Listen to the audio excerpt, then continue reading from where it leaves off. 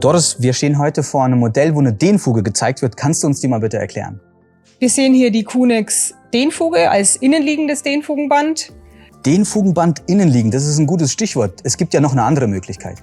Die Alternative wäre das außenliegende Dehnfugenband. Das würde man auf die Sauberkeitsschicht legen und dann entsprechend drüber bewehren und dann betonieren. Wenn ich so ein Dehnfugenband einbaue, jetzt zum Beispiel hier exemplarisch gezeigt das innenliegende Dehnfugenband, auf was muss ich noch achten? Sehr wichtig ist, dass man diese beiden Schenkel der innenliegenden Dehnfuge nach oben hängt. 15 Grad so ungefähr. Als Richtwert. Man kann da diese Fugenbandklammern benutzen.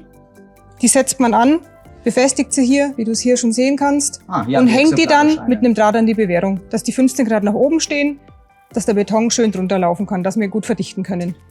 Ich schiebe das hier mal zusammen bis zur Dehnkammer. Danach habe ich den zweiten Betonierabschnitt und somit habe ich dann meine Dehnfuge geschaffen. Es verbleiben 2 bis 3 Zentimeter, die auch, wie man hier sieht, in der Wand entsprechend weiterlaufen. In der Wand weiterlaufen, das bedeutet für mich, dass ich auch Umlenkstücke habe. Wir sehen hier den Übergang von dem innenliegenden Band in die Wandfuge. Das ist eine 90-Grad-Schweißung, die wir werksmäßig vorbereiten.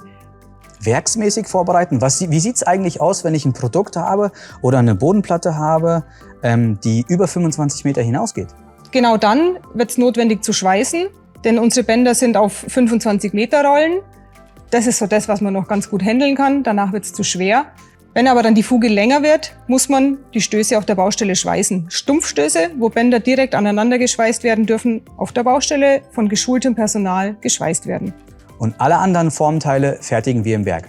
Alle anderen Formteile, T-Stöße, Kreuzungen werden von uns vorgefertigt mit entsprechend langen Schenkeln, dass die dann wieder als Stumpfstoß an ein langes Band dran geschweißt werden können. Planung ist hier das A und O.